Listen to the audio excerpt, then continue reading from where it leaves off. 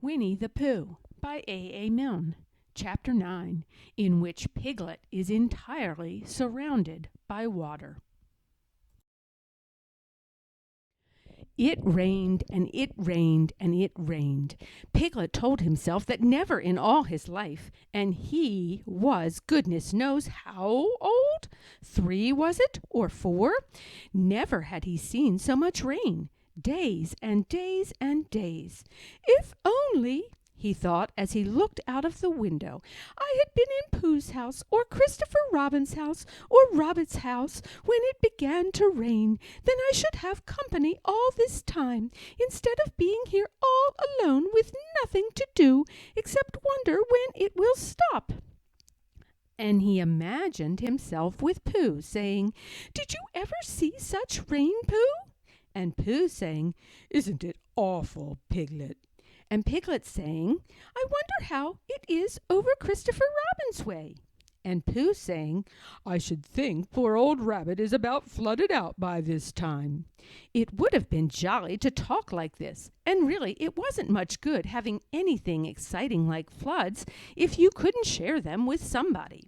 For it was rather exciting. The little dry ditches in which Piglet had nosed about so often had become streams.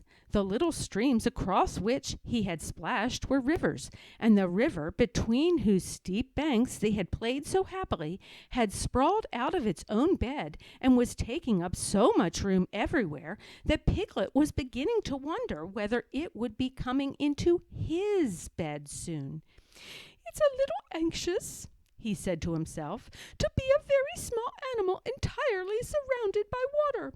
Christopher Robin and Pooh could escape by climbing trees, and Kanga could escape by jumping, and Rabbit could escape by burrowing, and Owl could escape by flying, and Eeyore could escape by making a loud noise until rescued. And here am I, surrounded by water, and I can't do anything. It went on raining, and every day the water got a little higher, until now it was nearly up to Piglet's window, and still he hadn't done anything. There's Pooh, he thought to himself. Pooh hasn't much brain, but he never comes to any harm. He does silly things, and they turn out right. There's Owl. Owl hasn't exactly got brain, but he knows things. He would know the right thing to do when surrounded by water. There's Rabbit. He hasn't learnt in books, but he can always think of a clever plan. There's Kanga. She isn't clever, Kanga isn't, but she would be so anxious about Roo that she would do a good thing to do without thinking about it. And then there's Eeyore, and Eeyore is so miserable anyhow that he wouldn't mind about this. But I wonder what Christopher Robin would do. Then suddenly he remembered a story which Christopher Robin had told him about a man on a desert island who had written something in a bottle and thrown it in the sea. And Piglet thought that if he wrote something in a bottle and threw it in the water, perhaps somebody would come and rescue him. He left the window and began to search his house, all of it that wasn't under water, and at last he found a pencil and a small piece of dry paper, and a bottle with a cork to it, and he wrote on one side of the paper, Help, Piglet, me, and on the other side, It's me, Piglet, help, help. Then he put the paper in the bottle, and he corked the bottle up as tightly as he could, and he leaned out of his window as far as he could lean without falling in, and he threw the bottle as far as he could throw. Splash! And in a little while it bobbed up again on the water, and he watched it floating slowly away in the distance, until his eyes ached with looking, and sometimes he thought it was the bottle, and sometimes he thought it was just a ripple on the water which he was following, and then suddenly he knew that he would never see it again, and that he had done all that he could do to save himself. So now, he thought, somebody else will have to do something, and I hope they will do it soon, because if they don't, I shall have to swim, which I can't, so I hope they do it soon. And then he gave a very long sigh and said, I wish Pooh were here. It's so much more friendly with two. When the rain began, Pooh was asleep. It rained and it rained and it rained, and he slept and he slept and he slept. He had had a tiring day. You remember how he discovered the North Pole? Well, he was so proud of this that he asked Christopher Robin if there were any other poles such as a bear of little brain might discover. There's a South Pole, said Christopher Robin, and I expect there's an East Pole and a West Pole, though people don't like talking about them. Pooh was very excited when he heard this and suggested that they should have an expedition to discover the East Pole. But Christopher Robin had thought of something else to do with Kanga, so Pooh went out to discover the East Pole by himself. Whether he discovered it or not, I forget, but he was so tired when he got home that, in the very middle of his supper, after he had been eating for little more than half an hour, he fell fast asleep in his chair and slept and slept and slept. Then suddenly he was dreaming. He was at the East Pole, and it was a very cold pole with the coldest sort of snow and ice all over it. He had found a beehive to sleep in, but there wasn't room for his legs, so he had left them outside, and wild woozles, such as inhabit the East Pole, came and nibbled all the fur off his legs to make nests for their young, and the more they nibbled, the colder his legs got, until suddenly he woke up with an "Ow!" And there he was, sitting in his chair with his feet in the water and water all round him. He splashed to his door and looked out. "This is serious," said Pooh. "I must have an escape." So he took his largest pot of honey and escaped with it to a broad branch of his tree, well above the water, and then he climbed down again and escaped with another pot. And when the whole escape was finished, there was Pooh sitting on his branch, dangling his legs, and there beside him were 10 pots of honey.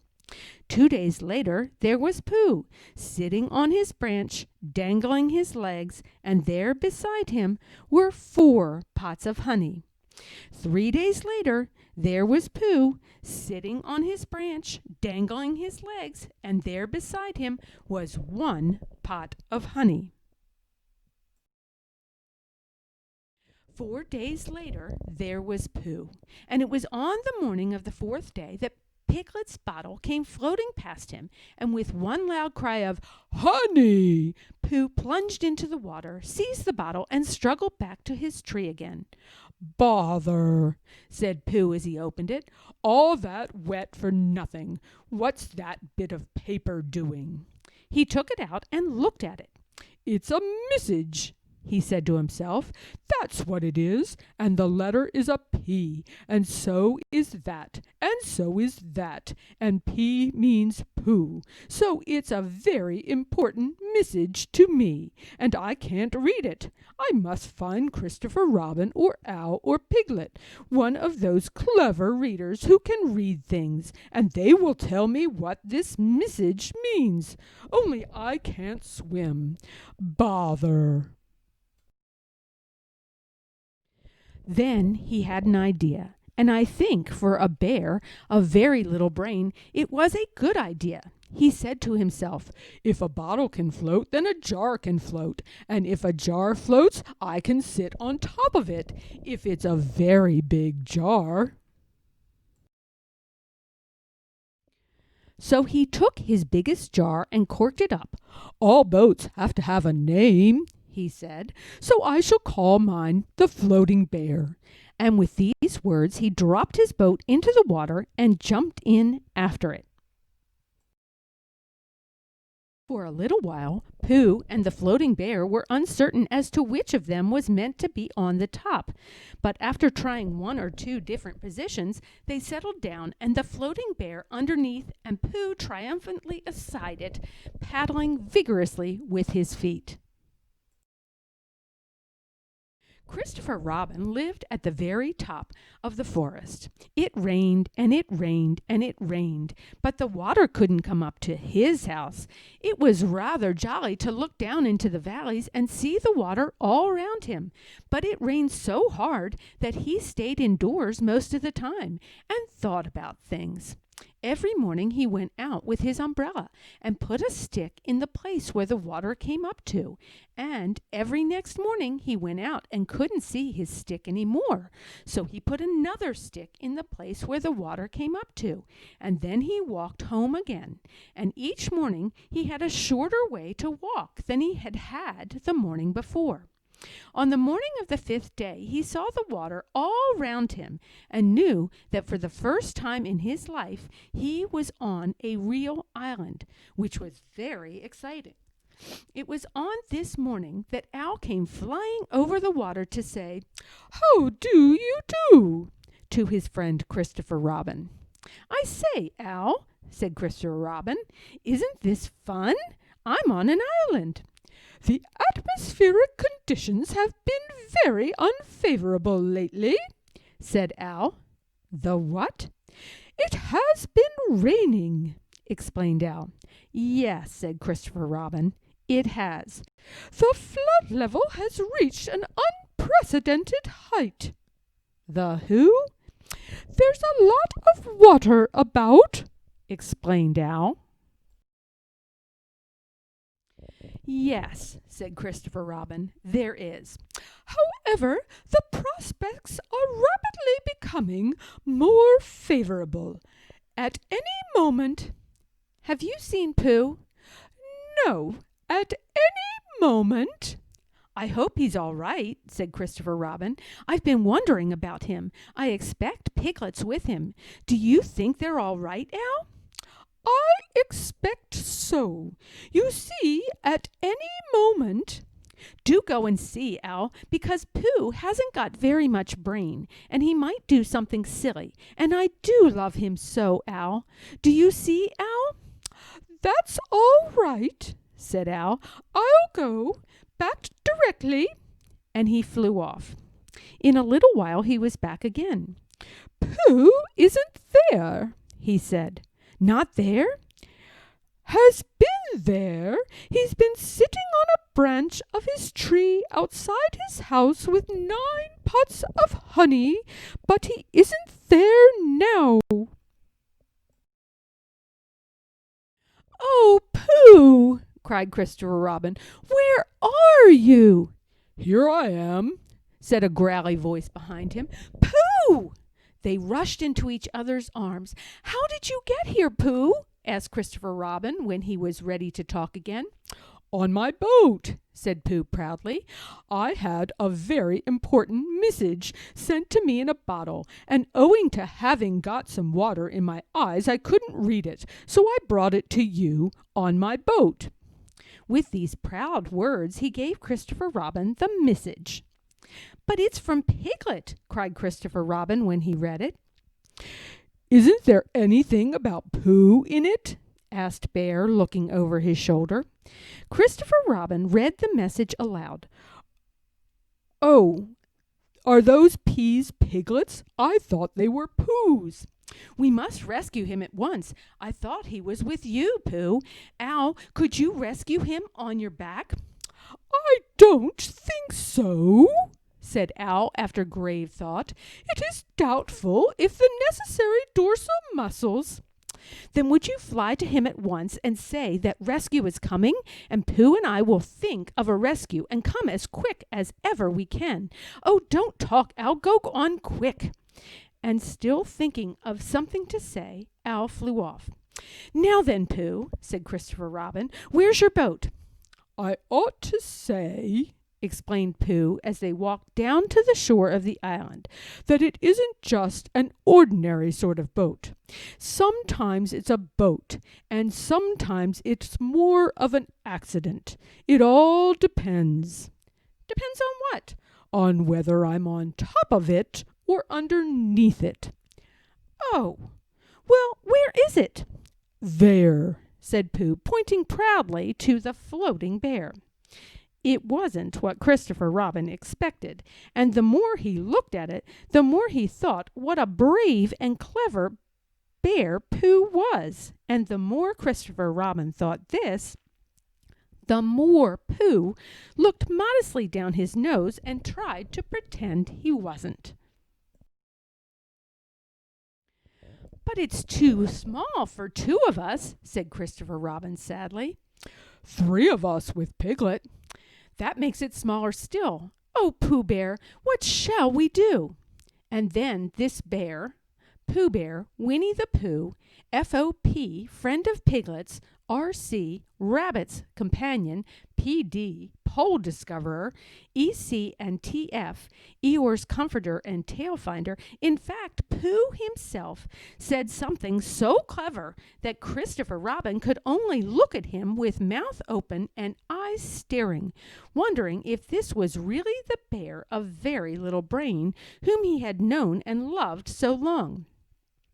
"We might go in your umbrella," said Pooh. "We might go in your umbrella," said Pooh. "We might go in your umbrella," said Pooh.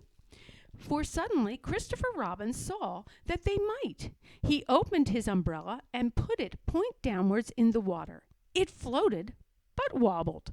Pooh got in. He was just beginning to say that it was all right now, when he found it wasn't. So after a short drink, which he didn't really want, he waded back to Christopher Robin. Then they both got in together, and it wobbled no longer. "I shall call this boat the Brain of Pooh," said Christopher Robin, and the Brain of Pooh set sail forthwith in a southwesterly direction, revolving gracefully.